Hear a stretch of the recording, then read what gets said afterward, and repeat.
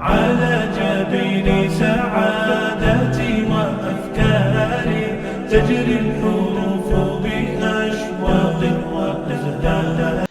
کہ ایک ڈرائیور گاڑی چلا رہا تھا اور اس میں 40-50 سواریاں بیٹھی ہوئی ہیں.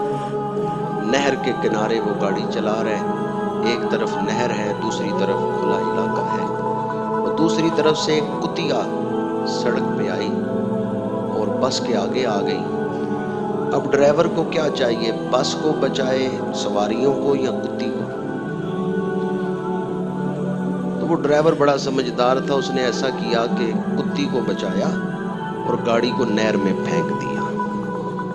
گاڑی نہر میں گر گئی. لوگ دوڑے، انہوں نے کہا جی بچاؤ بچاؤ. کچھ آدھی سواریاں تو مر گئیں، بہہ گئیں، کچھ بچ گئیں. ڈرائیور باہر نکلا، بچ گیا. تو باہر نکلتے ہی اس نے کہا کتی بچ گئی ہے یا نہیں بچ گئی؟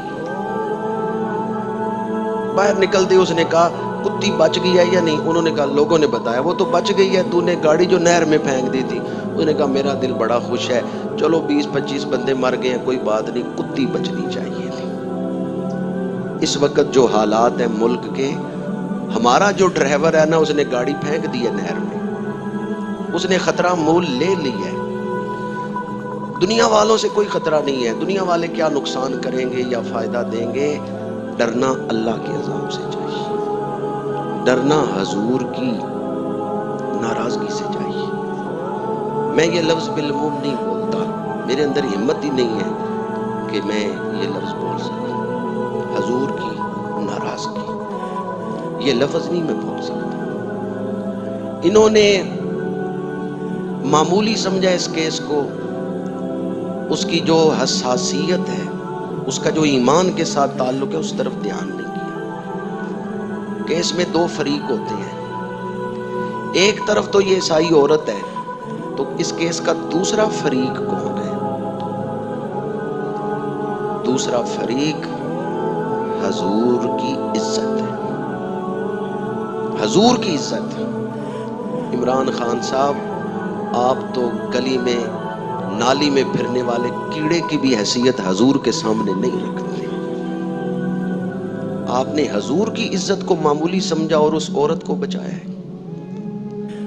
جب یہ کیس دائر ہوا تھا تو مدعی اٹاں والی کے مسلمان ہی تھے، قاری محمد اسلام ہی تھا. لیکن جب ایس پی نے لکھ دیا انویسٹیگیشن میں کہ اس عورت نے مان لیا میں نے گستاخی کی ہے، اب مدعی وہ نہیں ہے، اب مدعی امت مسلمہ ہے. اور اب اس کیس کا دوسرا فریق حضور کی عزت. اب کسی کو فیصلہ کرتے ہوئے دونوں چیزیں سامنے رکھنی چاہیے. ایک طرف عیسائی عورت ہے، دوسری طرف حضور کی عزت. اور آپ لوگوں کے سامنے بھی میں ہاتھ جوڑ کے عرض کروں گا، مختلف پارٹیوں کے لوگ ہیں، میں ہاتھ جوڑ کے عرض کروں گا اس کیس پر زبان نہ کھولیں، کہیں اپنی پارٹی کی نسبت کو بچاتے ہوئے ایمان نہ برباد کر دیں. آپ کو چونکہ اس کی باریکیوں کا نہیں پتا، اس کے اندر جو ایمان کے لیے خطرہ ہے اس کا آپ کو نہیں پتا. ہمارے دشمن تو یہی چاہتے ہیں کہ اس قوم کو، اس امت کو بے ایمان بنا دیا جائے، ان سے ایمان کی دولت چھین لی جائے، حضور کی محبت ان کے دل سے نکال لی جائے. اس لیے آپ چوراہوں میں بیٹھ کر، دکانوں پہ بیٹھ کر کوئی کمزور بات اس کیس کے حوالے سے زبان پہ نہ لائیں، کہیں تیرے منہ سے لفظ نکلے اور حضور کا دل نہ دکھ جائے کہ غلام میرا ہے اور وفاداری کی باتیں دوسروں کے لیے کر. حضور رو رو کے آنسو بہا کے ہماری بخشش کے لیے دعائیں مانگتے رہیں، اور تو دکان پہ بیٹھ کے حضور کے دشمنوں کی طرفداری کر رہا ہو. تو چوراہوں میں بیٹھ کے حضور کے دشمنوں کی طرفداری کر رہا ہو. دوبارہ ہاتھ جوڑ کے عرض کروں گا، یہ بڑا نازک مسئلہ ہے، یہ بڑا حساس مسئلہ ہے. اس میں ایک طرف تو وہ عیسائی عورت ہے، دوسری طرف حضور کی عزت ہے. علامہ اقبال نے کیا خوب لکھا تھا، میرے آقا کریم کی جو عزت مبارکہ ہے، با خدا دیوانہ باش، با محمد ہوشیار. یہ مولانا روم کا نظریہ ہے. با خدا دیوانہ باش، با محمد ہوشیار. جب حضور کی بات ہو، حضور کا ذکر ہو، تو ہوشیار ہو جانا، بڑی احتیاط سے بات کرنا۔